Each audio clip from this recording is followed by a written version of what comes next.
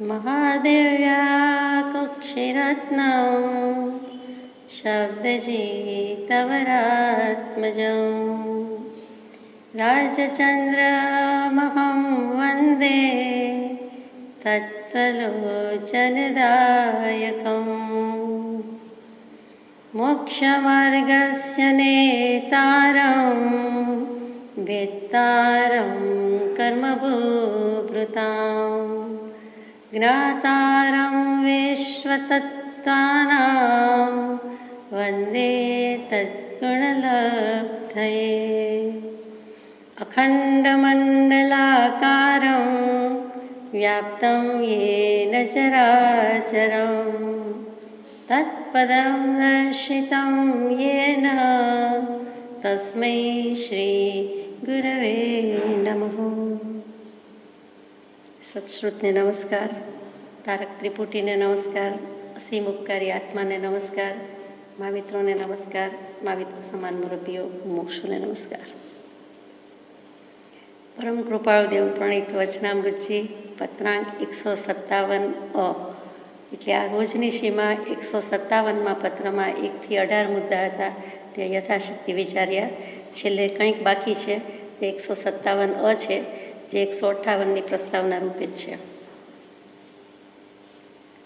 તે શ્રીમાન પુરુષોત્તમ સચ્ચિદાનંદ રૂપે સર્વત્ર ભરપૂર છે, મૂર્તિમાન ગુરુગમ સ્વરૂપ અક્ષરધામમાં બિરાજે છે। અમે તે મૂર્તિમાન સ્વરૂપને શું વર્ણવીએ? એ સ્વરૂપ વિચારતા સંભાળતા અમને તો પરમ સમાધિ આવે છે। અહો તે સ્વરૂપ, અહો તે સ્વરૂપ, અને અહો અમારું મહાભાગ્ય કે આ જન્મને વિશે અમને તેની ભક્તિની દૃઢ રુચિ થઈ। અહીંયા 157 પૂરું થાય છે। 3.5 લીટીમાં માર્ગ મૂક્યો છે। તે શ્રીમાન પુરુષોત્તમ, તે કોણ? શ્રીમાન એટલે અનંત ચતુષ્ટય વિરાજમાન જે કોઈ છે તે।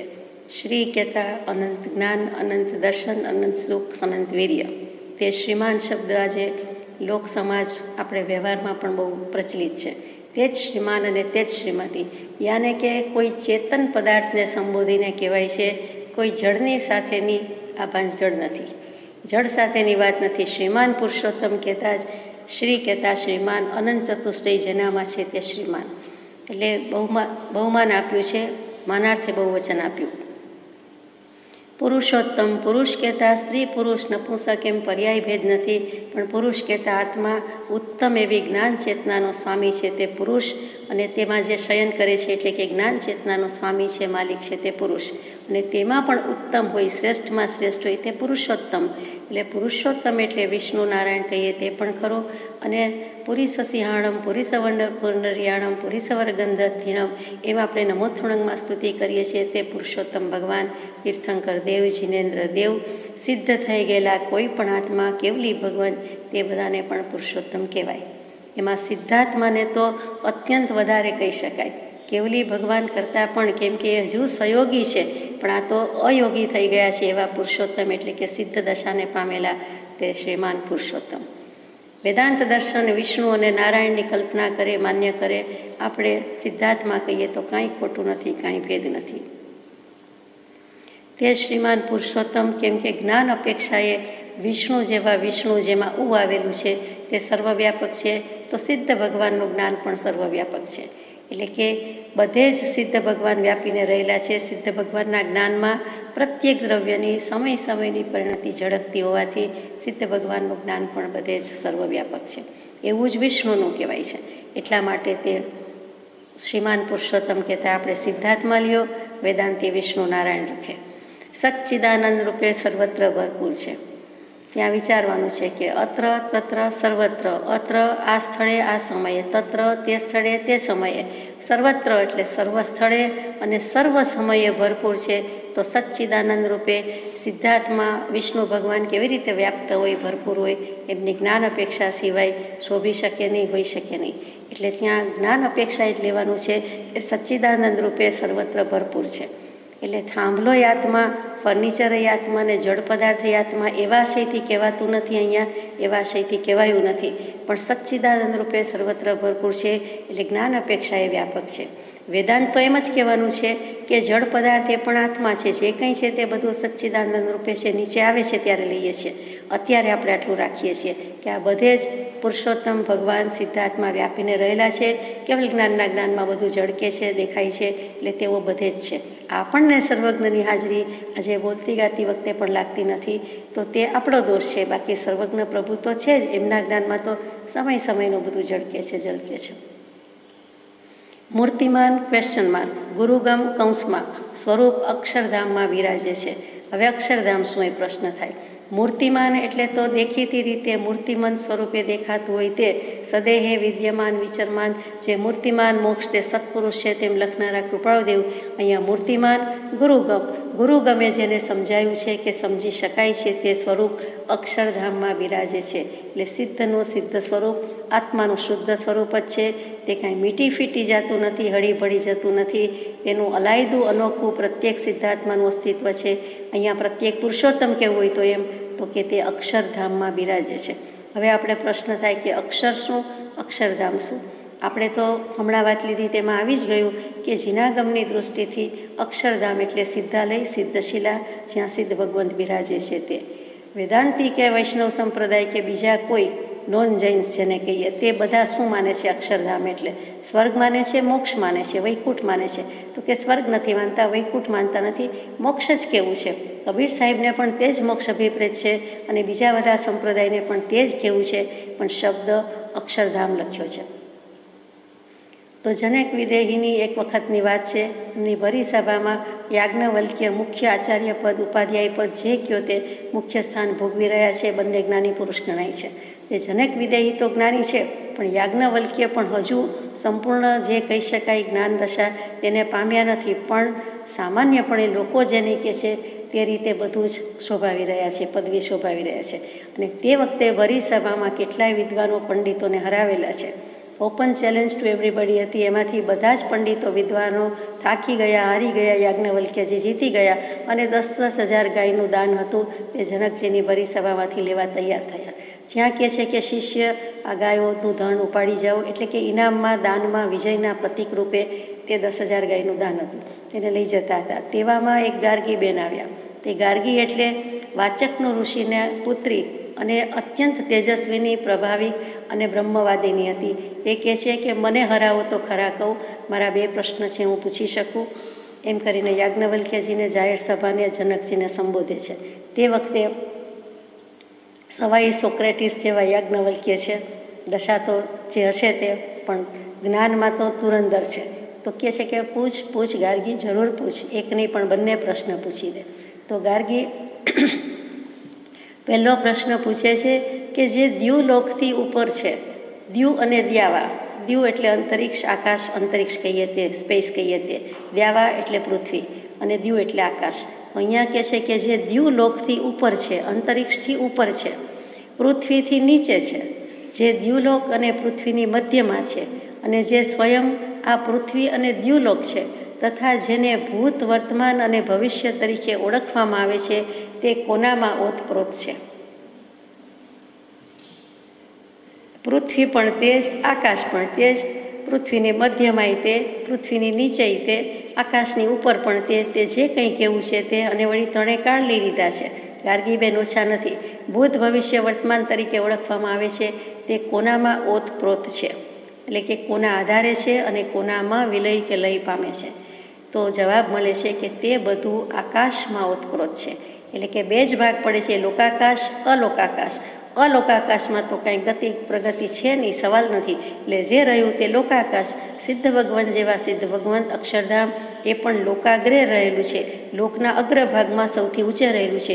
એટલે આકાશ કહેતા, લોકાકાશ કહેતા એમાં બધું આવી ગયું. તો કે બધું જ આકાશમાં ઓતપ્રોત છે, એટલે કે ત્રિભુવન 14 રાજલોકમાં બધું આવી ગયું છે. એમાં આકાશ બધાને અવકાશ આપવાનો ગુણ ધરાવે છે. એટલે જે કાંઈ કહેવું હોય તે આકાશમાં ઓતપ્રોત છે. આમાં વેદાંત અને જીનાગમ બંનેથી આપણે સમજવાનો પ્રયત્ન કરીએ છીએ. પાછો બીજો પ્રશ્ન કહે છે કે આકાશ કોનામાં ઓતપ્રોત છે? ત્યાં અલોકાકાશનો કોન્સેપ્ટ વેદાંત દર્શનમાં નથી. ત્યાં ધર્માસ્તિકાય અધર્માસ્તિકાયનો કોન્સેપ્ટ એમની પાસે નથી. તો આકાશ કોનામાં ઓતપ્રોત છે? તો કે આકાશ જેનામાં ઓતપ્રોત છે તેને અમે અક્ષર કહીએ છીએ. એટલે આકાશ કોનામાં ઓતપ્રોત? તો કે આત્મામાં, સિદ્ધાત્મામાં. અક્ષર, જે ક્ષર પામતું નથી, ક્ષય પામતું નથી, એવા અક્ષય પદના સ્વામી જે કોઈ છે તે અક્ષર. અહીંયા ભાષાના અક્ષર શબ્દ ઘણીવાર ભૂલી જવાના છે. તો અક્ષર કહેતા બ્રહ્મ કેવું છે? આપણે જેને આત્મા કહીએ છીએ. વેદાંત તેને બ્રહ્મ કહે છે, આત્મા શબ્દ ત્યાં મૂકતો નથી. એટલે અહીંયા આપણને સમજાઈ જાય કે આકાશ પણ જેનામાં ઓતપ્રોત છે તે બ્રહ્મની વાત, અક્ષરની વાત આવી. અને શુદ્ધ બ્રહ્મ થાય છે, શુદ્ધાત્મા થાય છે, એટલે સિદ્ધાલયમાં સ્થિતિ કરે છે. સીધી વાત છે. તેમ છતાં આગળ પ્રશ્ન લંબાવે છે, જવાબ લંબાય છે કે અણુ પરમાણુથી માંડીને સૂર્ય, ચંદ્ર અને નિહારિકાઓનું સંચાલન એક કોઈક મહાશક્તિ દ્વારા થાય છે. સૂર્ય, ચંદ્ર જ્યોતિષકાયના દેવ છે એમ જીનાગમ કહે છે, અણુ પરમાણુને પોતાની શક્તિ છે એમ જીનાગમ કહે છે, પણ આ બધાનું સંચાલન કોઈક મહાશક્તિ દ્વારા થાય છે. વિશ્વ દેખાય છે તે કંઈ માત્ર જળ પદાર્થ કે પરમાણુઓનો સંયોગ નથી, એટલી જ પરિસ્થિતિ સ્વીકારી શકતા નથી. તો પછી આ બધાની પાછળ કોઈક ફોર્સ રહેલો છે. તે કોણ છે? તો કે દૃશ્યમાન જગતની પાછળ મહાચૈતન્ય નામની શક્તિ છે. મહાચૈતન્ય નામનું તત્વ વિલસી રહ્યું છે. તે જ અક્ષર છે જેને કેટલીક વખત આપણે પરબ્રહ્મ કહીએ છીએ. એટલે બ્રહ્મ પરબ્રહ્મ સાથે લટકા કરે એ જ વસ્તુ આપણે આત્મા પરમાત્મા સાથે જોડાઈ જાય છે, એકી ભાવ અનુભવે છે, અભેદભાવે જોડાઈ જાય છે, અભેદભાવ થઈ જાય છે. એટલે કે આત્મા જ પરમાત્મા છે, અપ્પા સો પરમપ્પા છે, વાયા અંતરાત્મા. પહેલાં અંતરાત્માનું સ્ટેજ આવે છે, પછી પરમાત્મા થાય છે. તો બંને રીતે બેસે છે કે પેલું એક મહાચૈતન્ય વિલસી રહ્યું છે, એટલે કોઈક એવી આત્માની શક્તિ છે, કોઈક પરમાત્મા શક્તિ છે, તે અહીંયા કેવું છે કે મહાચૈતન્ય વિલસી રહ્યું છે અને તે જ અક્ષર છે. એટલે તે મહાચૈતન્ય પરબ્રહ્મ અક્ષર એટલે બીજું કોઈ નહીં, આપણી રીતે સિદ્ધાત્મા પરમાત્મા, જે શુદ્ધ થઈ ગયા, જે સિદ્ધ થઈ ગયા છે. વળી આગળ વાત ચાલે છે તે ગાર્ગી અને યાજ્ઞવલ્ક્ય વચ્ચે અને સભા વચ્ચે ચાલે છે કે વિશ્વનો કોઈ સર્જક નથી, કોઈ સંચાલક નથી. તો પછી શેનાથી ચાલે છે? અનાદિકાળથી વિશ્વ છે. તો ત્યાં એમ કહે છે કે બધું જ કર્મના નિયમ મુજબ ચાલે છે. બધા જ જીવ છે, બધા જ આત્મા છે, બધાના કર્મ છે. અને કર્મોનો કોઈ રચયિતા નથી. કેવો હોય તો આત્મા પોતે જ છે. કેમ કે અનાદિકાળથી સૃષ્ટિ હોવાથી એની કોઈ સર્જનકાર નથી અને એનું કોઈ સંચાલન કરનાર પણ નથી. એ વિશ્વ વ્યવસ્થા કર્મથી જ ચાલે છે. એટલે કર્મ વ્યવસ્થા તે જ જાણે કે વિશ્વ વ્યવસ્થા અને નિયમ વ્યવસ્થા. એટલે ત્યાં કર્મને સર્વોચ્ચ સ્થાન આપી દીધું છે. તે એકાંતે જીનાગમ સ્વીકારી શકે નહીં. વિશ્વ વ્યવસ્થા માત્ર કર્મ પર ચાલે એમ માની શકાય નહીં, બની શકે નહીં. તો પછી આગળ પ્રશ્નાવલી થાય છે કે એતસ્ય અક્ષરસ્ય પ્રશાસને ગાર્ગી. હે ગાર્ગી, તું એટલું સમજ, હે સભાજનો, હે રાજવી, તમે એટલું સમજો, એટલું સ્વીકારો કે આ એતસ્ય અક્ષરસ્ય પ્રશાસને, આ અક્ષરનું જ કોઈ શાસન પ્રશાસન ચાલે છે અને તેટલે આ વ્યવસ્થા ચાલી રહી છે, તેટલા માટે ચાલી રહી છે. કર્મના નિયમને કોઈ બાદ આવી શકતો નથી. કર્મનો નિયમનો પણ કોઈક રચયિતા હોવો જોઈએ. તો કર્મના નિયમનો રચયિતા કોણ છે? એટલે વળી પાછું આવ્યું કે આગમ ક્યાંથી આવ્યા, મૂળ પુરુષ કોણ, આદિ પુરુષ કોણ, પુરાણ પુરુષ કોણ. એટલે પાછું તેના ઉપર આવ્યું. પછી કહે છે કે જે કાંઈ કર્મ દ્વારા થાય છે તે નિયતિ એ અંતિમ નથી. તો નિયતિ અંતિમ નથી તો કોણ અંતિમ છે? તો કે નિયતિનો પણ નિયંતા છે. એટલે નિયતિ નિયંતાને આધીન કેવી હોય તો કહેવાય, પણ નિયંતા નિયતિને આધીન નથી. નિયતિ, ભાગ્ય, દૈવ, પ્રારબ્ધ, તેના ઉપર તેના માથે નિયંતા છે, એનો કરનારો છે, રચનારો છે, બનાવનારો છે, કંઈક એવા ભાવ કરનારો છે. એટલે કે આત્મા જ છે, બીજું કંઈ નથી. પણ નિયંતાને આધીન નિયતિ કહેવાય, પણ નિયતિને આધીન નિયંતા નથી. એટલે કર્મ અને આત્માનો સંવાદ ચાલતો હોય તો આત્મા કર્મનો નચાવ્યો નાચે એમ કેવું એના કરતાં આત્મા જેવા ભાવ કરે છે તેવા કર્મ બંધાય છે. એટલે આત્મા કર્મને નચાવી, બોલાવી, આકર્ષી શકે છે તેમ સમજાય છે. નિયતિ અને નિયંતા સમજવા માટેની વાત છે કે નિયંતીનો પણ નિયંતા અને નિયંતા નિયતિને આધીન નથી, પણ નિયતિ નિયંતાને આધીન છે. એ નિયંતા એટલે બીજું કોઈ નહીં, પણ આપણે જેની વાત કરીએ છીએ તે અક્ષર અને તે બ્રહ્મ એટલે કે આત્મા. એટલે આત્મા મુખ્ય થયો, કર્મ મુખ્ય થયા નહીં. કર્મ ભાવ અજ્ઞાન છે, મોક્ષ ભાવ નિજવાસ. એટલે ત્યાં કર્મને નંબર 2 આપી દીધું. કર્મ બકરા છે, આત્મા સિંહ છે. કર્મ જળ છે, આત્મા ચેતન છે. એટલે આ વસ્તુ આપણને અહીંયા સમજાય છે.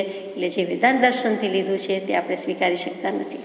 આગળ ગાર્ગી પૂછે છે કે અક્ષરની વાત સમજ્યા, જીવનનો હેતુ શું છે? જન્મવું, જમવું, રમવું અને મરવું, એમાં કંઈ ઇતિશ્રી આવી જતી હોય તેમ લાગતું નથી અને તેમાં મને રસ નથી, તેમ ગાર્ગી કહે છે. તો એવું શું છે? ઘણી બધી વાત ચાલે છે, પણ આપણે બહુ ટૂંકમાં લઈએ છીએ કે જેને કંઈ પામ્યા પછી પામવાનું બાકી રહેતું નથી અને જેને જાણ્યા પછી કંઈ જાણવાનું બાકી રહેતું નથી, કંઈ જાણવાનું બાકી રહેતું નથી. આપણને તો જવાબ ખબર છે, કૃપાળુદેવે શીખવાડ્યો છે કે એક આત્મા જ પરિચય કરવા જેવો પદાર્થ છે. તે જણાય તો પછી બધું જણાશે, વિશ્વ જણાશે, કેવલ જ્ઞાન થશે, પછી બીજું કાંઈ જાણવાની જરૂર નથી. તેવી જ રીતે એને પામ્યા પછી બીજું કંઈ પામવાનું કે સ્થિતિ કરવાનું રહેતી નથી. કર વિચાર તો પામ. એટલે આવું કોઈક તત્વ છે, એનો પ્રશ્ન છે.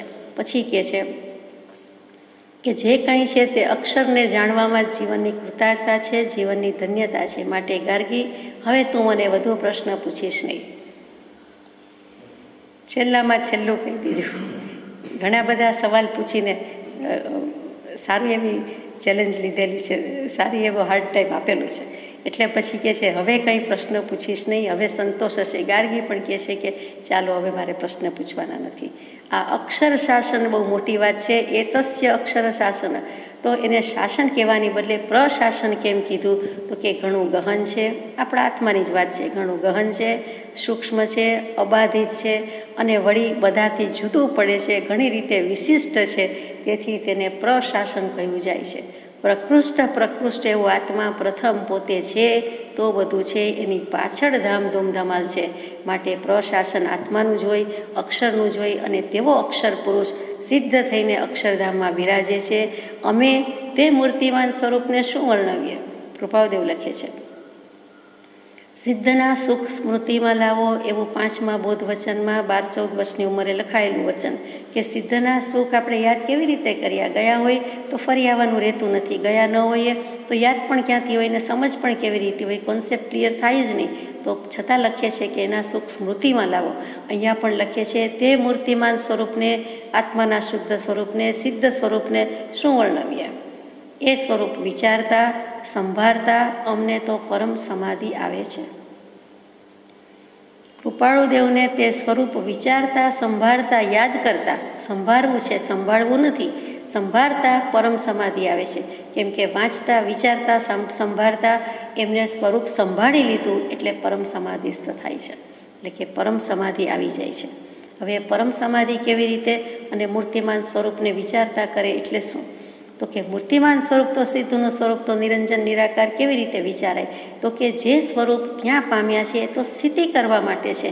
પહેલું સ્વરૂપ તો મૂળ શુદ્ધ તે આત્મપદ સહયોગી જીન સ્વરૂપ, સહયોગી જીન પણ અર્યંત પરમાત્મા પણ વિચરી રહ્યા હતા. ત્યારે જે આત્માનું શુદ્ધ સ્વરૂપ હતું, પરિપૂર્ણ સ્વરૂપ જ્ઞાન પ્રગટી ગયું, લોકાલોક સ્વરૂપ પ્રકાશક જ્ઞાન પ્રગટી ગયું. તે કેવલ જ્ઞાન, તો કેવળની જ સ્વભાવનું અખંડ વર્તે જ્ઞાન, તે સ્વરૂપ કેવું હોય તે અમને વિચારતા સંભાળતા સમાધિ થાય છે. કેમ કે કૃપાળુદેવને મહાવીર સ્વામીને વિચરેલા જોયેલા છે, કેવલ જ્ઞાની મહાવીર પ્રભુને જોયેલા છે, દર્શન કર્યા છે. તો એમ લાગે જાણે તે સ્વરૂપ યાદ આવી ગયું. સિદ્ધના સ્વરૂપની સાથે સહયોગી જીન રૂપે વિચરતા શુદ્ધ સ્વરૂપ તો પ્રાપ્ત કરેલું જ છે મહાવીર સ્વામીએ. તે વિચારતા સંભાળતા યાદ કરતા પણ અમને પરમ સમાધિ આવે છે, એટલે કે નિર્વિકલ્પ સમાધિ થઈ જાય છે. પરમ શાંતનો અનુભવ થઈ જાય છે, પરમ શાંતિનો અનુભવ થઈ જાય છે. એ કેવી રીતે બેસે છે? તો કે એક અવધૂત ઉપનિષદ છે. એ અવધૂત ઉપનિષદમાં એક સાંકૃતિ નામનો શિષ્ય છે. આકૃતિ સાંભળ્યું છે, સંસ્કૃતિ સાંભળ્યું છે, આ તો સાંકૃતિ એનું નામ છે. એ અવધૂત દત્તાત્રેય ભગવાનને પૂછે છે કે હે ભગવાન, મને કંઈક આત્માની વાત કરો. પછી ધીમે ધીમે કહે છે મને અવધૂત શું છે એ કહો. અવધૂત થયેલા છે તેને જ પૂછે છે કે અવધૂત એટલે શું? અને અવધૂત ગીતા જેમણે વાંચી છે એમને ખ્યાલ છે, અ ઉપરથી, વ ઉપરથી, ધુ ઉપરથી, ત ઉપરથી, એક એક અક્ષર ઉપરથી અનેક શ્લોકમાં આખી અવધૂત ગીતા રચાયેલી છે. એ બધું સમજાવે છે કે અ એટલે શું, વ એટલે શું, ધુ એટલે શું, ત એટલે શું. તે બધા લક્ષણ જોતા જીવન મુક્ત સ્થિત પ્રજ્ઞ અને છેવટ સિદ્ધાર્થમાં થાય છે તેવા જ બધા લક્ષણો છે. માત્ર દેહધારી છે એટલે સિદ્ધ કયા જતા નથી, એટલે જીવન મુક્ત કહીએ છીએ. તો અવધૂત કોણ? અવધૂત શું? સંસાર શું? અવધૂતને સંસાર હોય, અવધૂતની સંસારપણામાં કેવી દશા હોય, તેનો સંસાર કેવો હોય, એટલે કે તેની હાલત કેવી હોય, અવસ્થા કેવી હોય, એ બધી ચર્ચા કરે છે. ત્યાર પછી છેલ્લે કન્ક્લુઝનમાં કહી દે છે કે અહો જ્ઞાનમ સુખમ અહો સુખમ, અહો શાસ્ત્રમ અહો ગુરુહુ. એટલે અહો ગુરુપદ, અહો શાસ્ત્રપદ, અહો સુખપદ અને તે બધાનો સરવાળો તે આત્મજ્ઞાન સ્વભાવી છે અને જ્ઞાનની પ્રાપ્તિ થઈ ગઈ છે. એ અહો જ્ઞાન. અહીંયા પણ લખ્યું છે કે અહો તે સ્વરૂપ, અહો અમારું ભાગ્ય કે આ જન્મને વિશે અમને તેની ભક્તિની દૃઢ રુચિ થઈ. એટલે ત્યાં જે અવધૂત ઉપનિષદમાં મૂક્યું છે સંસ્કૃતિ અને દત્તાત્રેય, એ જ વસ્તુ જાણે કે કૃપાળુદેવ અને મહાવીર સ્વામીની હોય, કૃપાળુદેવ અને આપણા મુમુક્ષુની હોય તેવી રીતે મૂકે છે કે અહો જ્ઞાનમ અહો શાસ્ત્રમ. એટલે દેવ ગુરુ શાસ્ત્ર હકીકતમાં તો જ્ઞાનનો મહિમા છે. એટલે જ્ઞાન જેનામાં છે, જ્ઞાન જ્ઞાનીમાં કળો, જ્ઞાન કેવળથી કળો એમ સમજાય છે. એમાં આપણને સ્પષ્ટપણે અહીંયા લાગે. તે પછી પાછું બાકી રહેતું હતું તો સ્વરૂપની વાત લીધી કે અહો તે સ્વરૂપ. જ્ઞાન શાસ્ત્ર ગુરુ એના આધારે સ્વરૂપની પ્રાપ્તિ થઈ. એટલે સ્વરૂપની પ્રાપ્તિ થઈ એટલે કહે છે કેવી રીતે થાય છે તો મહા ઉપનિષદમાં મૂકેલું છે. અવધૂત ઉપનિષદ પૂરું થયું પછી મહોપનિષદ છે. એ મહોપનિષદમાં ઋભુ અને નિદાગ, ઋભુ અને બીજા શિષ્ય છે. તેમાં ઋભુ જવાબ આપનાર તરીકે સદગુરુના રોલમાં છે. તે કહે છે કે અહમપણાનો અંશ નાશ પામે, શાંત સ્વરૂપમાં અભેદ ભાવે ચિત્ત સ્થિર બને અને ચૈતન્ય સ્વરૂપ ખૂબ ચાલ્યા કરે તેને સ્વરૂપ કહે છે. ફરીથી અહમપણાનો અંશ નાશ પામે એટલે અહમત્વ મમત્વ બધું જ જતું રહે, અનંતાનુબંધીમાન જતું રહે. પછી શાંત સ્વરૂપમાં અભેદ ભાવે ચિત્ત સ્થિર બને. પોતાનો ઉપયોગ છે એ ક્યાંય જતો રહેતો નથી, પોતાનો સ્વભાવ પોતાનો સ્વરૂપ ત્યાં જ છે. એટલે એવા શાંત સ્વરૂપમાં અભેદ ભાવે ચિત્ત સ્થિર કરે, કોઈ જાતનો ભેદભાવ ભ્રાંતિ નથી. એટલે મન સ્થિર થાય છે, એટલે કે ઉપયોગ સ્થિર થાય છે.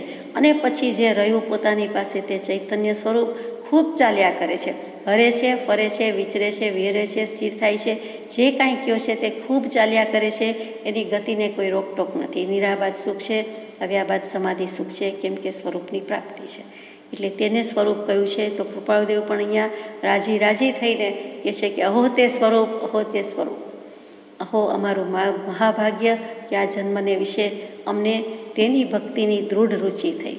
કેવું કૃપાળુદેવ લખે છે, પોતે જ લખે છે કે અમારું સદભાગ્ય છે, સમજવું મોક્ષ ઉપાય તો ઉદય સદભાગ્ય કે આવા સિદ્ધ સ્વરૂપની અમને અને મહાવીર સ્વામી આ જન્મમાં અમને તેની ભક્તિની વિશેષ દૃઢ રુચિ થઈ.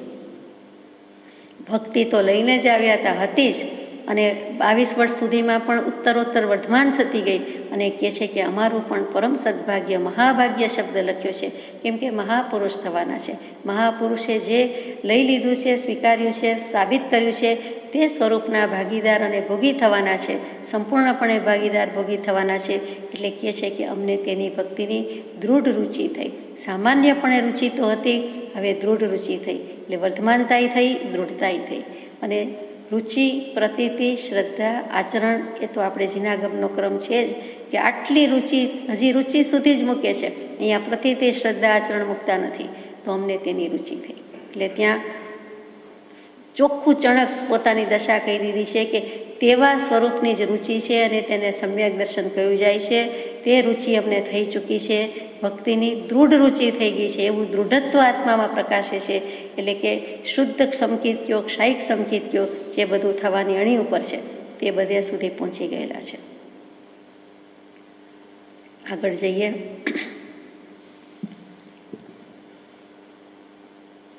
પત્રાંક 158. ઓમ સત. સદગુરુ સંત સ્વરૂપ તુજ એ દૃઢતા કરી દેજ, એ આશયનું લખ્યું છે. શ્રીમાન પુરુષોત્તમ શ્રી સદગુરુ અને સંત વિશે અમને ભેદ બુદ્ધિ છે જ નહીં, ત્રણેય એક રૂપ જ છે. કૃપાળુદેવ જ લખી રહ્યા છે. ઓમ ને સત, પંચ પરમેષ્ઠીને નમસ્કાર છે. સત અસ્તિત્વ, હું જે છું તે છું, આત્મા છે એમ લખવાની બદલે સત. ઉત્પાદ વ્યય દ્રવ્ય યુક્તમ સત, ત્રિપદી મૂકી દીધી કે વસ્તુ ઉત્પન્ન થાય છે, વસ્તુનો વ્યય થાય છે, નાશ પામે છે, છતાં વસ્તુ રૂપે જ રહે છે. જેમ સોનાનું દૃષ્ટાંત છે તેમ કે પદાર્થનો નાશ થતો નથી, રૂપાંતર પામે છે. બંગડીની બુટ્ટી થાય કે બંગડીની વીંટી થાય કે ચેનની બંગડી થાય કે વગેરે વગેરે, પણ સોનું જ રહે છે. ઉત્પાદ અને વ્યય થયા કરે છે, બાકી વસ્તુ દ્રવ્ય એમનેમ રહે છે. એવી જ રીતે અહીંયા સત મૂક્યું એટલે ત્રિપદી. જ્ઞાન દર્શન ચારિત્ર એ પણ ત્રિપદી છે. ઉત્પાદ વ્યય દ્રવ્ય થયા કરે છે એ પણ ત્રિપદી છે. ગૌતમ સ્વામીને જે બોધ મળ્યો, ત્રિપદી મળી, તે ત્રિપદીને અહીંયા ટાઇટલમાં મૂર્ધન્ય ભાગમાં શીર્ષક રૂપે શિરોમાન્ય કર્યું છે. શ્રીમાન પુરુષોત્તમ એટલે આપણે શ્રી સિદ્ધ પરમાત્મા કયો, સહયોગી જીન કયો, કેવલી કયો, અહીંયા આપણે સિદ્ધ પરમાત્મા રાખીએ. પછી શ્રી સદગુરુ કયો, જેમાં સહયોગી પરમાત્મા, અર્યંત, કેવલી બધા આવી ગયા. આચાર્ય ઉપાધ્યાય મુનિ તો આવી જ ગયા સદગુરુમાં, પણ સાથે સાથે કેવલી ભગવંત પણ છે, કેમ કે એ પરમાત્મા પણ છે, સાથે સાથે સદગુરુ પણ છે. એ બોધ આપે છે, એના બોધે સતદેવત્વ અને સદધર્મત્વ સમજાય છે. બાકી શી રીતે સમજાય? તો શ્રી સદગુરુ અને સંત જે કોઈ ત્યાર પછીના છે આચાર્ય ઉપાધ્યાય મુનિમાં આવ્યા, હવે હું તમારું, તમારા ધર્મનું અને તમારા મુનિનું શરણ રહું છું, એમ આપણે ક્ષમાપનામાં બોલીએ છીએ. તો સમ્યક દૃષ્ટિથી માંડીને બધા જ સત્પુરુષ અને આચાર્ય ઉપાધ્યાય મુનિ અને અર્યંત અને સિદ્ધ આ પંચ પરમેષ્ઠી લઈ લીધા છે. એના વિશે અમને ભેદ બુદ્ધિ છે જ નહીં. જ્ઞાની કીધા એટલે ખલાસ. જ્ઞાની અને પરમાત્મામાં કોઈ અંતર નથી. જે અંતર માને છે તેને માર્ગની પ્રાપ્તિ અસુલભ છે, જે અંતર માનતું નથી અને માર્ગની પ્રાપ્તિ સાવ સુલભ છે. તો અહીંયા કૃપાળદેવ જેવા કૃપાળદેવ કહે છે કે અમને કોઈ ભેદ બુદ્ધિ છે જ નહીં, ત્રણેય એકરૂપ જ છે. શું કામ? ત્રણેય આત્મા છે, ત્રણેય સહજાત્મ સ્વરૂપની પ્રાપ્તિ અંશે કરી છે, વધુ કરી છે, પૂર્ણ કરી છે. પંચ પરમેષ્ઠી અર્યંત સિદ્ધ આચાર્ય ઉપાધ્યાય મુનિ પાંચે પાંચમાં સિદ્ધ ભગવંતે શુદ્ધ સહજ સ્વરૂપની પ્રાપ્તિ પૂરેપૂરી કરી. અર્યંતે પૂરેપૂરી કરી છે, પણ દેહ છે, આયુષ્ય છે, એટલે 4 અઘાતી કર્મો હજી પાતળા પાડેલા છે, પણ ક્ષય કરવાનો બાકી છે. અને આચાર્ય ઉપાધ્યાય મુનિને પણ સહજાત્મ સ્વરૂપની પ્રાપ્તિ તો છે જ, સ્વરૂપનું ભાન છે, આત્મા પામેલા છે, પણ હજુ કંઈક કશાય વગેરે ઘટાડવાના બાકી છે, કર્મો અંશ ક્ષય કરવાના બાકી છે. એટલી કચાશ કે એટલી ઉણપ વર્તે છે, પણ ત્રણેયમાં કોમન સબસ્ટન્સ ત્રણેય આત્મા છે અને શુદ્ધ આત્મા સ્વરૂપને, સહજ સ્વરૂપને પ્રગટાવેલું છે, એટલે એક જ છે. સુંદરદાસજી કવિ થઈ ગયા, વેદાંતી છે. કૃપાદેવ કહે છે કે સુંદરદાસના પદો બહુ વાંચવા, વિચારવા, મનન કરવા જેવા છે.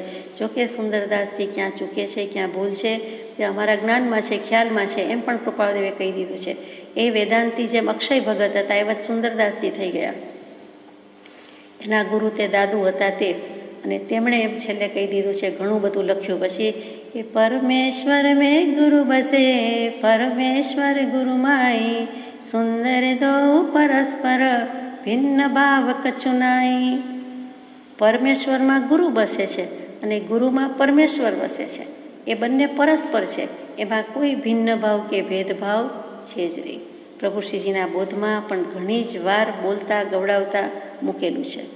આપણે એ પ્રભુમાં રોજ ગાઈએ છીએ, સદગુરુ સંત સ્વરૂપ તુજ એ દૃઢતા કરી દેજ. સદગુરુ સંત અને અહીંયા વળી શ્રીમાન પુરુષોત્તમ લખ્યું છે, સિદ્ધ પરમાત્મા, એમાં કોઈ ભેદ નથી. આમ પણ સામાન્યપણે સર્વ જીવ છે સિદ્ધ સમ, જે સમજે તે થાય. તો સર્વ આત્મામાંય ભેદ લખ્યો નથી, પણ આ બધાએ તો ગુણો પ્રગટ કર્યા છે, દશા પ્રગટ કરી છે, જ્યારે સર્વ જીવોએ તે કરવાનું બાકી છે, એટલો મોટો ભેદ રહેલો છે. પછી આ સમસ્ત વિશ્વ ભગવદ રૂપ જ છે, તે ભગવત જ સ્વેચ્છાએ જગદાકાર થયા છે. આ આખી દુનિયા ભગવાન રૂપ જ છે અને એ ભગવાન જ પોતાની ઈચ્છાથી જગત આકારે થયા છે, જગતમય થયા છે, જગતનું સ્થાન લીધું છે. વિચારવા જેવું છે. આપણને સંમત થાય તેવી વાત લાગતી નથી. બાજુ પર ત્રણેય કાળમાં ભગવત સ્વરૂપ જ છે. આત્મા આત્મા જ છે ને ભગવાન ભગવાન જ છે, એમાં ના નથી. વિશ્વ આકાર થતાં છતાં નિર્બાધ જ છે. ભગવાન વિશ્વાકારે થાય છે, જડેય થાય ને ચેતનય થાય એમ કહે છે, તો પણ એ નિર્બાધ છે, એને કોઈ બાદ આવતો નથી, એને કોઈ મિથ્યાપણાનો નિશ્ચય આવતો નથી. એટલે કે એ વાત ખોટી નથી, મિથ્યા નથી એમ લખે છે. જેમ સર્પ કુંડલાકાર થાય, એટલે કે ગોળ ગોળ વીંટાળીને રહી જાય, પોતે ને પોતે કુંડાળું કરીને ગોળ ગોળ રહી જાય. જેણે 3, 4, 5 કુંડાળા જોયા હોય ચિત્રમાં કે રૂબરૂ, તેને ખબર છે મદારીની ટોપલીમાંથી બહાર નીકળે તો એ ગોળ ગોળ જ સ્થાન લે. એ ગોળાકાર ટોપલીમાં ગોળાકાર જ ગોઠવાઈ જતો હોય, આપણે જાણીએ છીએ. અને ચિત્રપટજીમાં પાર્શ્વનાથ પ્રભુની આજુબાજુ જ્યારે હોય ત્યારે તો ઘણીવાર બતાવે છે. તો ખરેખર સાપ જેમ કુંડલાકાર થાય તેથી કોઈ પ્રકારના વિકારને પામતો નથી, પોતાનું શરીર તે પ્રમાણે કરી દે છે, પણ તેથી કંઈ વિકાર એટલે વિભાવ પરિણતિને ભજતો નથી, વિકાર એટલે ત્યાં પરિવર્તન થતું નથી, એમાં બીજો કોઈ ફેરફાર થતો નથી અને સ્વરૂપથી ચ્યુત થતો નથી, સાપ મટી જતો નથી. તેમ શ્રીહરિ જગદ આકાર થયા છતાં સ્વરૂપમાં જ છે.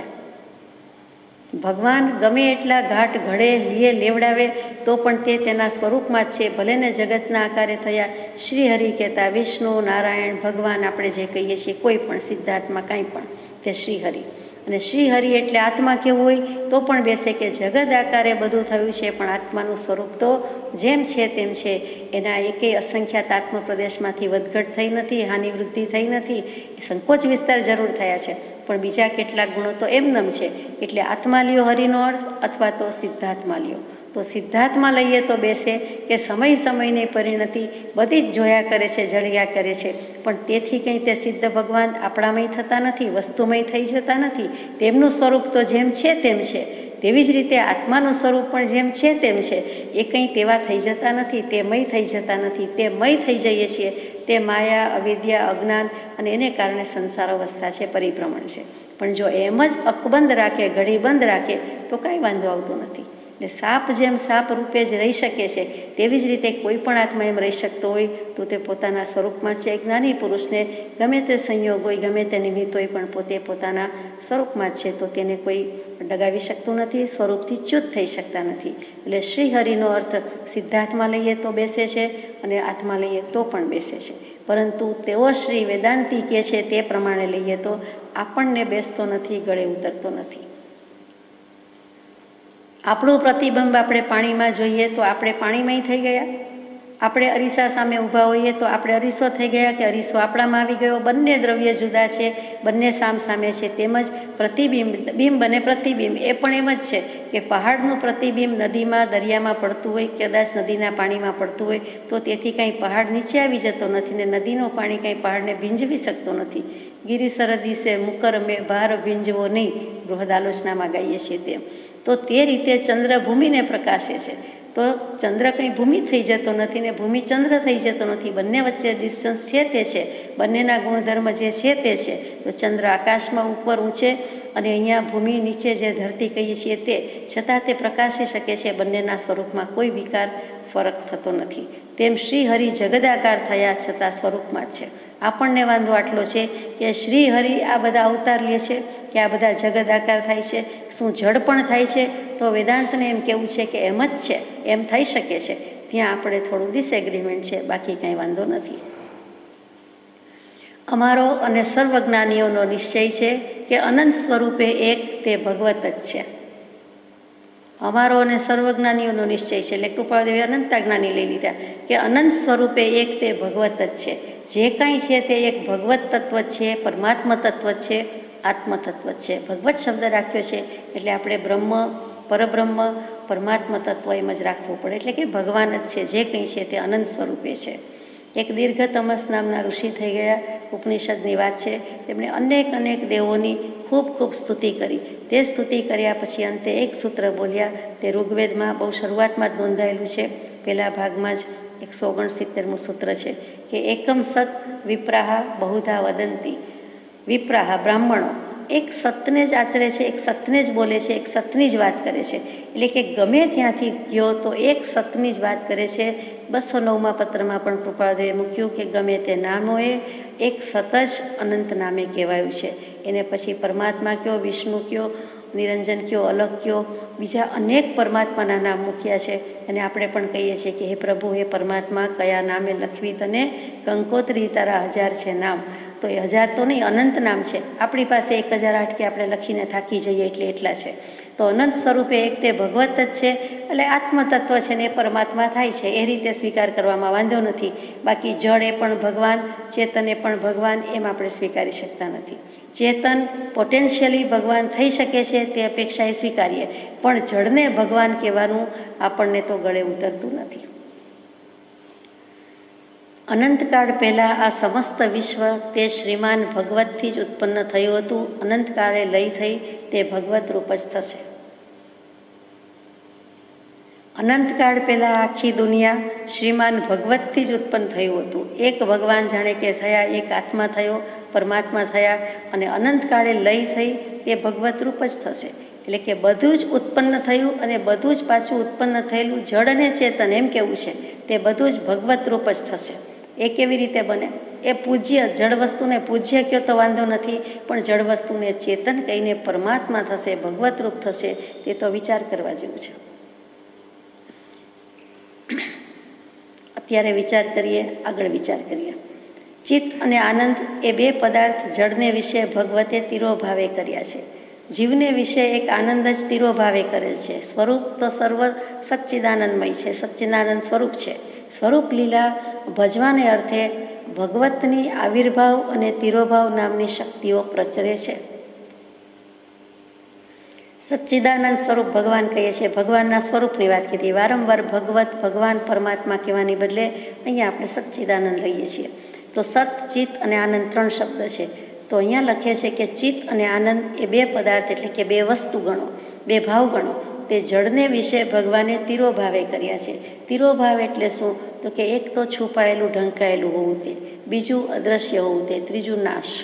એટલે કાં તો નાશ રૂપે રહેલો છે એટલે કે નાશ થઈ ગયો છે, કાં તો અદૃશ્ય છે, કાં તો ઢંકાયેલો છે. તો પછી જળ નામનો પદાર્થ એટલે સમજાઈ જાય કોઈ પણ જળ વસ્તુ, એમાં ચિત્ત અને આનંદ તિરોભાવે છે. એટલે એનું અસ્તિત્વ હોવાથી એને સત સ્વરૂપ કયો જાય છે કે અસ્તિત્વ તો છે, સત એટલે અસ્તિત્વ ગણો, એનું નામો નિશાન નથી એમ નહીં, વિદ્યમાન છે, હયાત છે, બધે અસ્તિત્વ છે. તો તે જરૂર છે, સત છે, પણ ચિત્ત કહેતા ઉપયોગ તો છે નહીં જીનાગમ પ્રમાણે. એટલે ચૈતન્ય નથી, એમાં જીવત્વ નથી, કોઈ એવો ભાવ નથી, આપણી ભાષામાં જ્ઞાન દર્શન ગુણ નથી, જ્ઞાન દર્શન ઉપયોગ નથી, એટલે ચિત્ત નથી અને પછી આનંદ પણ નથી. જળ વસ્તુને એનો આનંદ ક્યાંથી હોય?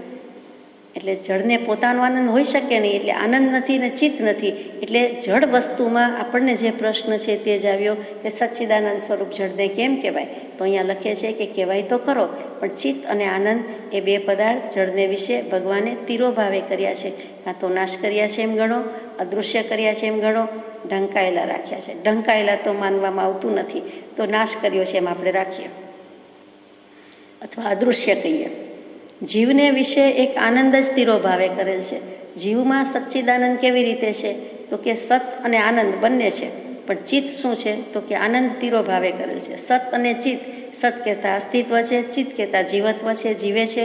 એમની પાસે જ્ઞાન દર્શન ઉપયોગ શબ્દ નથી, વેદાંતિની પાસે ઉપયોગ શબ્દ નથી. આપણે કહીએ છીએ કે જ્ઞાન દર્શન ઉપયોગ છે, પણ એ એમ કે છે ચેતન છે. એમાં આવી ગયું કે એમાં જીવત્વ, ચૈતન્ય તત્વ છે. એટલે સત છે, ચિત્ત છે. આનંદ ક્યાં છે? દરેક આત્મા પાસે આનંદ ક્યાં છે? તો કે આનંદ તિરોભાવે કરેલ છે. એટલે ત્યાં આનંદનો નાશ નથી, પણ આનંદ અદૃશ્ય રહેલો છે, અપ્રગટ રહેલો છે, એમાં ઢંકાયેલો છે. આનંદ ગુણ છે, આપણે લેતા આવડતો નથી તો લઈ શકતા નથી, લેતા આવડે છે તો લઈ શક્યા કહેવાય. એટલે ત્યાં આવિર્ભાવ અને તિરોભાવની વાત છે. તો જીવ અને જળનો આ ડિફરન્સ કયો અહીંયા. એટલે આનંદ તિરોભાવે કરેલ છે. હવે સ્વરૂપે તો સર્વ સચ્ચિદાનંદ રૂપ જ છે. પાછું ઠોકી ઠોકીને કહે છે, છાપ મારીને કહે છે કે સ્વરૂપે એટલે કે એના સ્વભાવથી, સ્વરૂપથી, દ્રવ્ય ક્ષેત્ર કાળભાવથી જે રીતે ગણો તો જળ કે ચેતન બધું સચ્ચિદાનંદ સ્વરૂપ જ લખે છે, જ છે. સ્વરૂપ લીલા ભજવાને અર્થે ભગવતની આવિર્ભાવ અને તિરોભાવ નામની શક્તિઓ પ્રચરે છે. હવે સ્વરૂપની લીલા છે. આ જગત કેમ બન્યું, કેવી રીતે બન્યું, કેવી રીતે ચાલે છે, શું વ્યવસ્થા છે, એનું નામ લીલા. લીલા એટલે નાટક, તમાશો, અજાયબી, ખેલ, એ બધા શબ્દ ખરા ખરા, પણ અહીંયા એ બધા શબ્દના મૂળમાં સ્વરૂપ લીલા એટલે કે આ જગતની રચના અનાદિકાળથી છે કે આદિકાળથી છે, કોણે કરી, કેમ સર્જાયું, એ બધું હવે આપણે લઈએ છીએ. તો એ સ્વરૂપ લીલા ભજવાને અર્થે નાટક ભજવાનું હોય તેમ. એટલે આ ભગવાન જાણે કે આવિર્ભાવને તિરોભાવ નામની બે શક્તિ મૂકે છે. એટલે આવિર્ભાવ કહેતા પ્રગટ થવું, જન્મવું, અવતાર લેવો, તે આવિર્ભાવ, પ્રગટ થવું. અને તિરોભાવ એટલે આપણે કીધું તેમ અદૃશ્ય, નાશ કે ઢંકાયેલું. અને પ્રચરે છે, કેવો સરસ શબ્દ મૂક્યો છે. પ્રચરે છે શું? તો કે પ્રચાર પામે છે, વપરાય છે, શક્તિ ઉપયોગમાં આવે છે. ભગવાને બે શક્તિ મૂકી છે, આવિર્ભાવ અને તિરોભાવ, અને સામે જળ અને ચેતન પદાર્થ મૂક્યા છે, પણ ભગવાને મૂક્યા છે એમ કહેવું છે. અને તેમાં તે શક્તિ પ્રમાણે બધા વિહરી રહ્યા છે, વિચરી રહ્યા છે, એટલે કે શક્તિ પ્રચાર પામે છે. ચર ઉપરથી ચરવું ફરવું, સ્થિર થવું, હરવું ફરવું, એટલે પ્રચાર કરવું છે. અહીંયા પ્રચાર એટલે આપણે પ્રચાર જે અર્થમાં કહીએ છીએ એના કરતાં અહીંયા વિશેષપણે વિચરે છે, પ્રચાર પામે છે, પ્રચરે છે અને વપરાય છે. એ જળ કે જીવ ક્યાંય બીજેથી આવ્યા નથી. આમાં લખ્યું છે એક્સક્યુઝ મી, તેની ઉત્પત્તિ શ્રીમાન હરિથી જ છે. તેના તે અંશ જ છે, બ્રહ્મરૂપ જ છે, ભગવત રૂપ જ છે. ક્યાંય ગળે ઉતરે તેવી વાત લાગતી નથી. આપણે દરરોજ ગાઈએ બોલીએ કૃપાદેવના બોધથી કે જળથી ચેતન ઉપજે, ચેતનથી જળ થાય, એવો અનુભવ કોઈને ક્યારેય કદી ન થાય. તો જળ ને ચૈતન્ય બંને દ્રવ્યનો સ્વભાવ અભિન્ન. અને અહીંયા કહે છે કે જે કંઈ છે તે બધું જ એમાંથી ઉત્પન્ન થયું છે. એમને કહેવાનો પણ કંઈક આશય હશે, લક્ષ્ય હશે, કંઈક પ્રયોજન છે. અથવા તો એમને તો કહેતા નથી. આત્માની મીમાંસા આટલા વર્ષોથી કરે છે, અનાદિકાળથી કરે છે, વેદાંતિ પણ કર્યા કરે છે. તો કાંઈક તો કારણ હશે, સમર્થન હશે. તો ઐતરેય ઉપનિષદ છે એમાં લખે છે કે આ વિરાટ પુરુષના તત્વોને હવી બનાવી દેવોએ સર્જન યજ્ઞ શરૂ કર્યો. દેવો આવ્યા ઉપરથી, પણ દેવે આત્મા જ છે, એના સર્જનની વાત નથી આવતી. મૂળમાં જ વાંધો પડ્યો. તેમાં તેમણે વસંત ઋતુ, ઘી, ગ્રીષ્મ, ઈંધણ અને શરદ એટલાને હવી રૂપે હવીના સ્થાને રાખ્યા. આપણે જે બલિદાન બલિ કહીએ છીએ તેમ હવી કહીએ છીએ, યજ્ઞ કરતા હોય તેવી રીતે. આ વાત બરાબર વેદાંતની રીતે સમજવાની છે. આ પ્રગટેલા વિરાટ પુરુષને હોમવાનું હવી કલ્પીને તે હવી કુશ ઉપર નાખ્યું. એટલે દાભડો કહીએ છીએ, તણખલું કહીએ છીએ તે, ઘાસ કહીએ છીએ તેના પર નાખ્યું અને તેને પ્રક્ષાલન કરીને પવિત્ર કર્યું. સર્જન સામગ્રીને સંસ્કાર આપી અને સૃષ્ટિ માટે સદુપયોગી કરી અને પછી પાછા સિદ્ધો, દેવો, ઋષિઓ, પ્રજાપતિઓએ સર્જનરૂપી યજ્ઞ વડે પરમાત્માનું આરાધન કર્યું. પણ આ બધા ક્યાંથી આવ્યા એ આપણો પ્રશ્ન છે. આટલું હતું, એમણે શરૂ કર્યું. શરૂઆત દેવોથી કરી, દેવો આવીને યજ્ઞ કર્યો અને પછી ઋષિઓ, પ્રજાપતિ પણ ક્યાંથી આવ્યા એ પ્રશ્ન બાકી છે. જેમણે પોતાની સર્વશક્તિ હોમી દીધી છે તેવા તપ અને અર્પણતા યુક્ત નિષ્કામ નિસર્ગ સર્જન યજ્ઞમાંથી સર્વ જીવો માટેની પોષણ સામગ્રી ઉત્પન્ન થઈ. જાણે કે ખેતી કરી અને અનાજ વગેરે મળ્યું, એટલે કે સર્જન સામગ્રી, પોષણ સામગ્રી ઉત્પન્ન થઈ. સર્જનમાંથી પોષણ પર આવ્યા. ત્યાર પછી આકાશમાં ઉડનારા, વનમાં રહેનારા અને ગામમાં વસનારા પશુ પંખી બન્યા, સર્જાયા. એમાંથી કેવી રીતે સર્જાય? પણ ત્યાર પછી આકાશમાં ઉડતા, વનમાં રહેતા અને ગામમાં રહેતા પશુ પંખી, એમાંથી અશ્વ જેવા બંને જડબામાં દાંત રહેલા છે તેવા પશુઓ જન્મ્યા અને ગાય જેવા જેના એક જડબામાં દાંત રહેલા છે તેવા પશુઓ પણ જન્મ્યા. કેટલું બધું સૂક્ષ્મ રીતે મૂક્યું છે. એમ ગાય, બકરી, ઘેટા, ઘોડા વગેરે પશુ અને પંખી જન્મ્યા. એટલે ટૂંકમાં એમ કહેવું છે કે સૃષ્ટિના કાળમાં સૌથી પહેલાં વિવિધ ઋતુઓ, જેને આપણે નેચર કહીએ, કુદરતી રીતે કુદરત કહીએ, તે કે વસ્તુ એમ જ છે. આપણે હોઈએ કે ન હોઈએ, પ્રલય થાય કે ન થાય, પણ પછી ત્યારે શું થાય? તો કે શિયાળો, ઉનાળો, ચોમાસું કંઈ લેવા જવાના છે? નદી, દરિયા, ડુંગર, પહાડ કોઈ બનાવવાના છે? વસ્તુ છે જ એના સ્વભાવથી જ છે. દરિયા ત્યાં ડુંગર થઈ જાય, ડુંગર ત્યાં દરિયા થઈ જાય, એ પરિવર્તન જબરું આવે. બધું તહસ નહસ થઈ જાય, એ બધી વાત સાચી છે. દટ્ટણ પટ્ટણ થઈ જાય એ બધું ખરું, પ્રલય થાય એ ખરું, પણ આ બધી વસ્તુ કે પાણી કે બધું તો અસ્તિત્વ છે જ. હવા શું બહારથી લાવવાની છે? પાણી બહારથી લાવવાનું છે? એ તો જે જગતમાં છે તે છે જ. તેવી જ રીતે નદી, સરોવર આજે પણ કેટલાક છે જ. એવી રીતે બધું જ અસ્તિત્વ એનું છે ને છે. એનું જ નામ કુદરત, અને કુદરતી રીતે જ સર્જાયેલું છે. એટલે શાશ્વત કેવું હોય તો એ ખોટું નથી. આ થિયરી આપણે સ્વીકારી શકતા નથી. એટલે કે પ્રથમ વિવિધ ઋતુઓ થઈ, પછી ઋતુ પ્રમાણે વનસ્પતિ થઈ, વનસ્પતિ ઉપર જીવી શકે તેવા જીવતા પ્રાણીઓ થયા, અને છેલ્લે આપણા મનુષ્યનો વારો આવ્યો અને આપણે મનુષ્યો ઉત્પન્ન થયા. તેમનું કેવું છે. તપશ્ચર્યા, ધ્યાન, ઉપાસનાના પરિણામે પોતાપણાને હોમી પરમાત્મામાં એકાગ્ર થતાં પોતાપણું હોમી દીધું, અહમ મમત્વ દૂર કર્યું. એટલે જે કંઈ આત્માની એકાગ્રતા થઈ, એટલે દેવો, ઋષિઓ અને સાધકોએ ઋગ્વેદની ઋચા વગેરે પણ બનાવ્યું, મંત્રો પણ બનાવ્યા, અને આખી સર્જન વ્યવસ્થા, સમાજ વ્યવસ્થા, ધર્મ વ્યવસ્થા, કર્મ વ્યવસ્થાના મંડાણ થઈ ગયા. એટલે કે એક ભગવાન કે એક વસ્તુ, એક પરમાત્મા એમાંથી થયું. આ વિરાટ પુરુષનું તત્વ હવે વિરાટ પુરુષને કોણે બનાવ્યો એ આપણો પ્રશ્ન બાકી રહે છે. તો કે વિરાટ પુરુષના તત્વનું વિભાજન કરી દેવો વગેરે સૃષ્ટિ રચી. ત્યારે પ્રશ્ન એમ થાય કે વિરાટ પુરુષના હાથ, પગ, મુખમાંથી કોણ બન્યું અને શું બન્યું? તો કે મુખમાંથી બ્રાહ્મણો, હાથ બાહુમાંથી ક્ષત્રિયો થયા, અને પેટ પેડું વગેરે કહીએ છીએ તેમાં વણિક વૈશ્યો થયા, અને ચરણ પગ એ નીચામાં નીચું નાનામાં નાનું અધમ કે હલકું અંગ કહેવાય છે તેમાં શુદ્ર થયા. એ પણ વ્યવસ્થા મનુસ્મૃતિ વગેરેમાં નોંધાયું છે, ઉપનિષદમાં નોંધાયેલું છે કે આ પ્રમાણે બનેલું છે. એક વિરાટ પુરુષ, એક મોટું પરમાત્મા તત્વ, એક બ્લેક હોલ, અને એમાંથી જાણે એક મોટામાં મોટું આકાશથી મોટું એવું જાણે ઈંડું, અને એમાંથી આ બધું છૂટું પડ્યું એવી થિયરી બધાએ વિકસાવી છે. વિરાટ પુરુષના મનમાંથી શું થયું? મન કાંઈ બાકી રહે ચાલે? તો કે મનમાંથી ચંદ્રમાં થયો. આમ પણ ચંદ્રમાં મનનો દેવતા કહેવાય છે, આપણે જાણીએ છીએ. નેત્રમાંથી સૂર્ય ઉત્પન્ન થયો, કેમ કે આંખથી બધું દેખાય છે એટલે એ પણ પ્રકાશ છે, સૂર્ય ચંદ્ર વગેરેનો પણ પ્રકાશ છે. અને મુખમાંથી ઇન્દ્ર અગ્નિ થયા, અને પ્રાણથી વાયુદેવ હવા વગેરે ઉત્પન્ન થયા. એટલે માનવ દેહના બધા અંગોને પુષ્ટિ કરનારા જે કંઈ છે તે બધા દેવો છે, અને તે દેવો જ આ બધું પુષ્ટિ કરે છે, પોષણ આપે છે. ત્યાં વિષ્ણુ જાણે પોષણ કરતા છે, વ્યાપક છે એમ સમજાવે છે.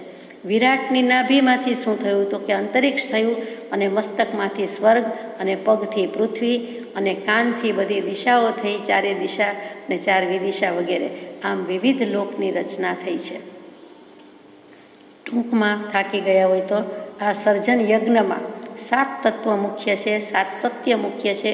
પૃથ્વી, જળ, તેજ, વાયુ, આકાશ, એટલે કે તે પંચ મહાભૂત. 6થું ચિત્ત, અને 7મું અહંકાર. આની મર્યાદારૂપી મેઘલા, અને 21 તત્વો જે છે તે 11 ઇન્દ્રિય, 5 પ્રાણ, અને 5 ઇન્દ્રિયના વિષય જે શબ્દ, રૂપ, રસ, ગંધ અને વર્ણ. આ 7માંથી જ બધી ઉત્પત્તિ થઈ છે, એટલે 7નું મહત્વ. અને 7ના મૂળમાં પણ ત્રિગુણાત્મક પ્રકૃતિ છે. સત્વ ગુણ, રજોગુણ, તમોગુણ, તેમાંથી જ આ બધું થયું છે. અને આ યજ્ઞ રૂપે જે કંઈ હતું તે બધું થયું છે. તેમાંથી આ ઉત્પત્તિ હોવાથી, વિરાટ પુરુષમાંથી ઉત્પત્તિ હોવાથી અહીંયા લખે છે. વિરાટની બદલે અહીંયા લખ્યું છે કે જડ કે જીવ બીજે ક્યાંયથી આવ્યા નથી, તેની ઉત્પત્તિ શ્રીમાન હરિથી જ છે. તેના તે અંશ જ છે, તે બ્રહ્મરૂપ જ છે, ભગવત રૂપ જ છે. હોઈ શકે એમ નહીં, એમ લાગે છે નહીં, એમ હશે, શક્યતા છે. બીજું કંઈ હોય તો બતાવો, એવું કાંઈ નહીં. જ ઉપર લઈ ગયા છે વેદાંત દર્શન. સર્વ આ જે કંઈ પ્રવર્તે છે તે શ્રીમાન હરિથી જ પ્રવર્તે છે. હરિનો અર્થ આત્મા કહી દઈએ કાંઈ વાંધો નથી. જે કાંઈ કરીએ છીએ તે આત્મા જ છે. જેવા ભાવ કરે છે એ તે પ્રમાણે કર્મોનો કરતા છે, કર્મોનો સર્જનાર છે. એટલે બ્રહ્મા કયો, પછી પોતે શુભાશુભ ભાવો વડે જ પાલન પોષણ કરે છે, સદગુણો વડે પાલન પોષણ કરે છે.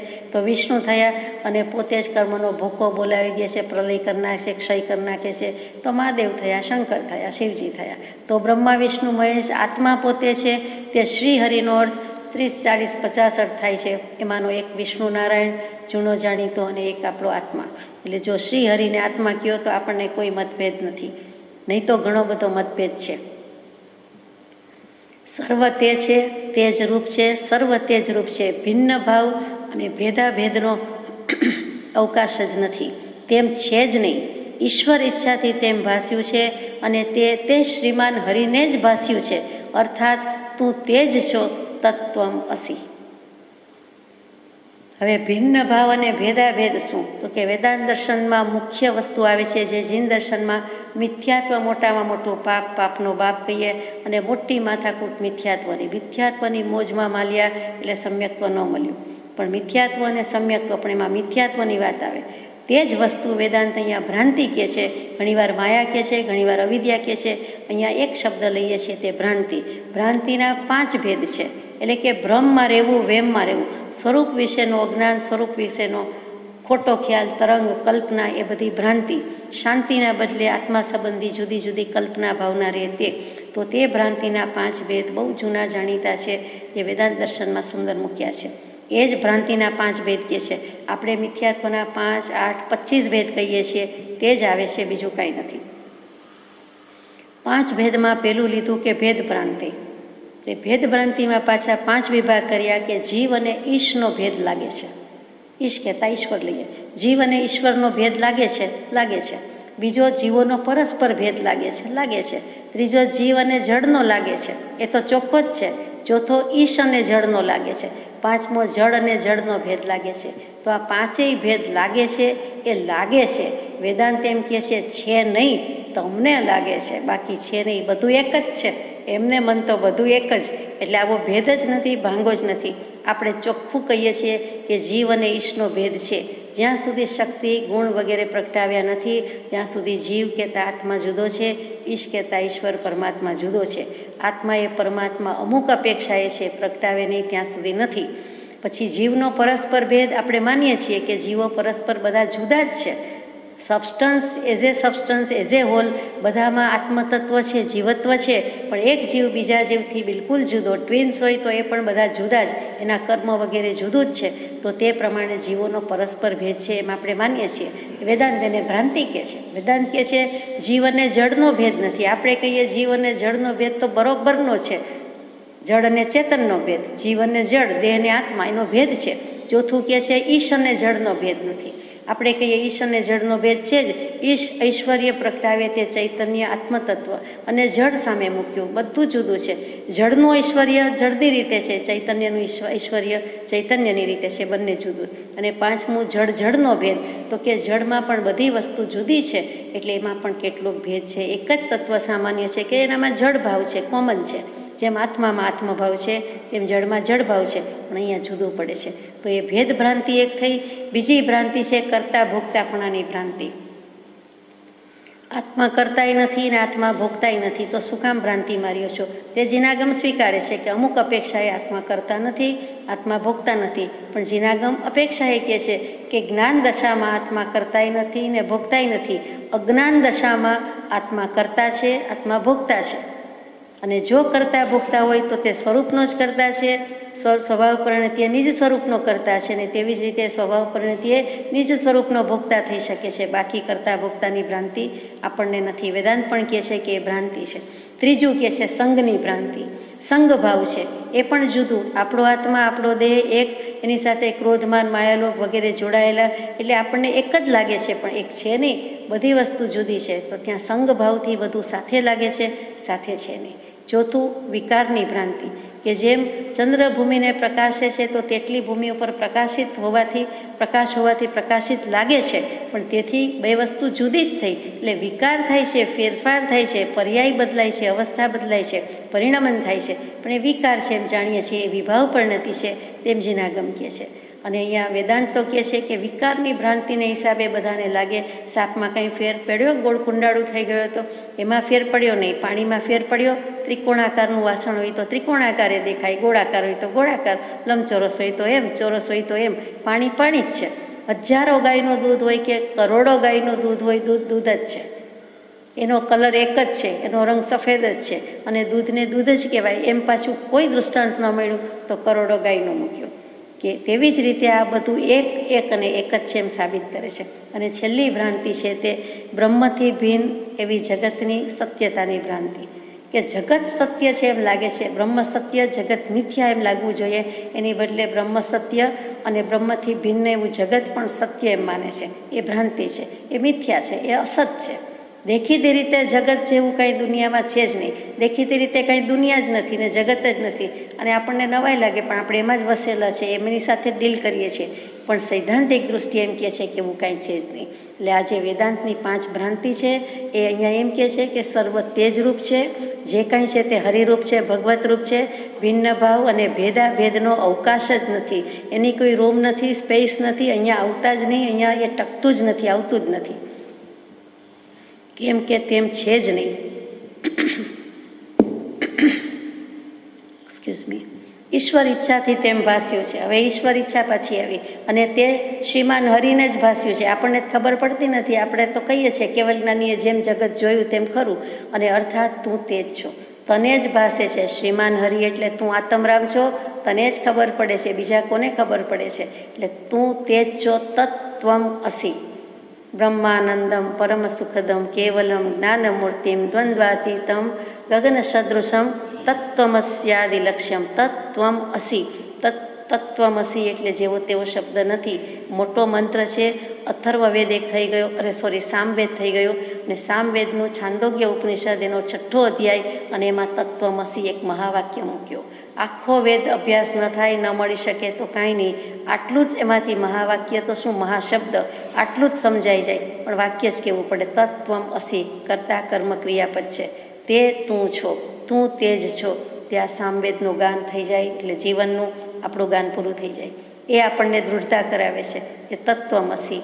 4 વેદ છે, આપ જાણો છો, ઋગ્વેદ, યજુર્વેદ, અથર્વવેદ અને સામવેદ. આ સામવેદનું ગાન છે, તે તું જ છો, તે તું જ છો. એટલે આપણે સમજી લેવાનું છે કે હું નહીં, તું નહીં, તે ત્રીજો પુરુષ એક વચન પરમાત્મા, તે તું જ છો. જીનાગમથી તો સ્વીકારીએ છીએ કે તે પરમાત્મા તત્વ એટલે બીજું કાંઈ નથી, આપણું જ આત્મતત્વ છે. એ જ પરમાત્મા તત્વ થાય છે. શુદ્ધતાને ભજે શોધે તો કેવલ જ્ઞાન, પહેલાં બીજ જ્ઞાન, સમ્યક દર્શન, આત્મજ્ઞાન, અને શુદ્ધ કરે શોધે તો કેવલ જ્ઞાન પામે છે. એટલે ત્યાં બધું કહી દીધું. એટલે તેનો લક્ષ્ય કરાવો છે કે એમાં દ્વંદ્વાતીત દશા જ થઈ જાય છે. સુખ દુઃખ નથી, હર્ષ શોક નથી, રાગ દ્વેષ નથી, જન્મ મરણ નથી, કાંઈ જ નથી. બસ એક અસ્તિત્વ છે, અને તે સિદ્ધાલયમાં બિરાજમાન કરવાનું છે, થવાનું છે. એટલે ત્યાં એ વાત પૂરી થઈ જાય છે. તત્ કહેતા તે, તત્ કહેતા ઈશ્વર, તત્ કહેતા શુદ્ધ બ્રહ્મ એટલે કે શુદ્ધાત્મા, અને ત્વમ એટલે આપણને સંબોધીને કહે છે એટલે તું એટલે કે જીવ, અને જીવ કહેતા ત્યાં કુટસ્થ સાક્ષી કેવું છે કે તું સાક્ષી ભાવમાં છો, તું વચ્ચે જ્ઞાતા દ્રષ્ટા રૂપે રહે છે, તો તું તે જ છે.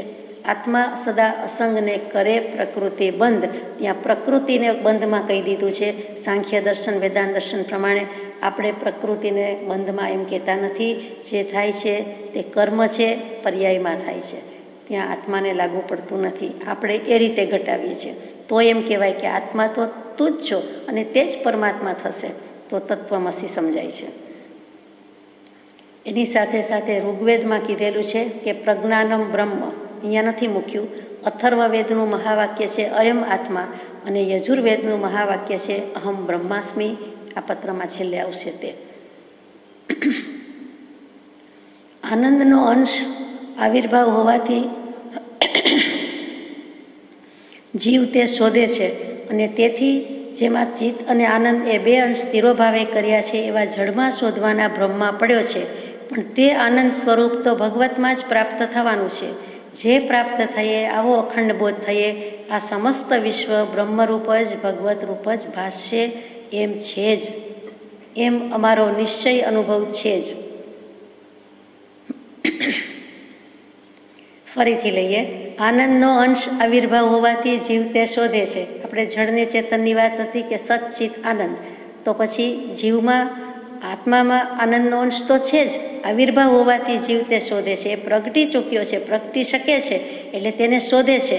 અને તેથી જેમાં ચિત્ત અને આનંદ એ 2 અંશ તિરોભાવે કર્યા છે એવા જળમાં શોધવાના ભ્રમમાં પડ્યો છે. આનંદ આત્મા પાસે લઈ લીધો, પણ સત અને ચિત્ત આમાં પછી પોતે સતરૂપે છે, આત્મા સતરૂપે છે. આનંદ શોધવાનો પ્રયત્ન કરે છે. ચિત્ત તો છે જ, તો કે હવે જળ પાસે ચિત્ત અને આનંદ નથી, તો કે જળમાં શોધવા જાય છે. જે 2 અંશ તિરોભાવે કર્યા છે, અદૃશ્ય છે, નાશ છે, અપ્રગટ છે, ઢંકાયેલા છે. મને તો નાશ છે જ સમજાય છે, એમાં અદૃશ્યને ઢંકાયેલા અપ્રગટને એવું લાગતું જ નથી.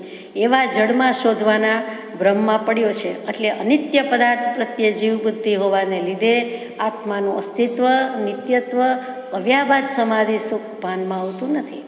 કૃપાળુદેવે આફ્રિકા રહેલા ગાંધીજીને એક પત્રમાં આમ જણાવ્યું છે. ગાંધીજી કે સમાધિ કેમ થાય, તો કહે છે કે અનિત્ય પદાર્થ પ્રત્યે મોહબુદ્ધિ હોવાને લીધે. એટલે અનિત્ય પદાર્થ, આ જળ પદાર્થની વાત આવી કે જળમાં આપણે આનંદ શોધીએ છીએ, જળમાં સુખ શોધીએ છીએ, એમાં તો કદી મળવાનું નથી. જળમાં નથી જળનાર, તો પણ આપણે શોધીએ છીએ. તે અહીંયા જ સમજાય છે કે એના કારણે જ આત્માનું અસ્તિત્વ ભાસતું નથી, નિત્યત્વ ભાસતું નથી, અને અવ્યાબાદ સમાધિ સુખ ભાસતું નથી. પણ તે આનંદ સ્વરૂપ તો ભગવતમાં જ પ્રાપ્ત થવાનું છે. તે તો પોતાનામાં, આત્મામાં જ પડેલું છે. જે પ્રાપ્ત થઈએ આવો અખંડ બોધ થઈએ, અખંડ, ખંડિત નહીં. આ સમસ્ત વિશ્વ બ્રહ્મરૂપ જ, ભગવત રૂપ જ ભાસશે, અને એમ છે જ, એમ અમારો નિશ્ચય અનુભવ છે જ. કેટલું બધું કહી દીધું. કે આવો અખંડ બોધ થાય, આવું સમસ્ત દુનિયા છે, તમને બ્રહ્મરૂપ જ લાગે, ભગવાન રૂપ જ લાગે, પરમાત્મા રૂપ લાગે, એવો અમારો નિશ્ચય અનુભવ છે જ. કૃપાળુ, અત્યારે કૃપાળુ પ્રભુ વેદાંતિની અદાથી બધું લખે છે, વિચારવા જેવું છે. કૃપાળુદેવની પોતાની માન્યતા નથી. આ વેદાંત આમ કહે છે એમ પહેલે કે છેલ્લે લખ્યું નથી, એટલે કોઈ કે વેદાંતિક કૃપાળુદેવ, વેદાંતની વાત કરનારા વેદાંતિક કૃપાળુદેવ એમ જરૂર કહેવાય. તો આવો અનુભવ કહે છે. પછી જ્યારે આ સમસ્ત વિશ્વ ભગવત સ્વરૂપ લાગશે ત્યારે જીવભાવ મટી જઈ સચ્ચિદાનંદ એવું બ્રહ્મ સ્વરૂપ પ્રાપ્ત થશે. અહમ બ્રહ્માસ્મિ અહીંયા મૂકેલું છે કે આખી દુનિયા જ્યારે ભગવત સ્વરૂપ લાગશે ત્યારે જીવભાવ એટલે દેહભાવ, લૌકિક ભાવ, સંસાર ભાવ મટી જઈ સચ્ચિદાનંદ એવું બ્રહ્મ સ્વરૂપ પ્રાપ્ત થશે. એટલે કે આત્મા આત્મા થઈને રહેશે. લૌકિક આત્મા, દેહાત્મા, બુદ્ધિ એવું કાંઈ નહીં રહે. આત્મા nothing but knowledge, nothing but નોલેજવાળો આત્મા જે કહીએ છીએ તે એનો સ્વભાવ છે, તે થઈને રહેશે. અહમ બ્રહ્માસ્મિ, અહમ એટલે હું, બ્રહ્મ એટલે બ્રહ્મ, અસ્મિ એટલે છું. એટલે યજુર્વેદનું વાક્ય અહીંયા પૂરું થાય છે કે હું બ્રહ્મ છું, હું બ્રહ્મા છું. કેટલું બધું અહીંયા કહી દીધું છે, વિચારવા જેવું છે. નરસિંહ મહેતા યાદ આવે, અખિલ બ્રહ્માંડમાં એક તું શ્રી હરિ, જુજવે રૂપ અનંત ભાસે. આખા અખિલ બ્રહ્માંડમાં સમસ્ત સૃષ્ટિમાં એક તું જ શ્રી હરિ છે, તારા જ બધા ઘાટ છે, સ્વરૂપ છે. અખંડ મંડલાકારમ વ્યાપ્તમ યેન ચરાચરમ તત્પદમ દર્શિતમ યેન તસ્મૈ શ્રી ગુરુવે નમઃ. સજાત્મ સ્વરૂપ પરમ ગુરુ.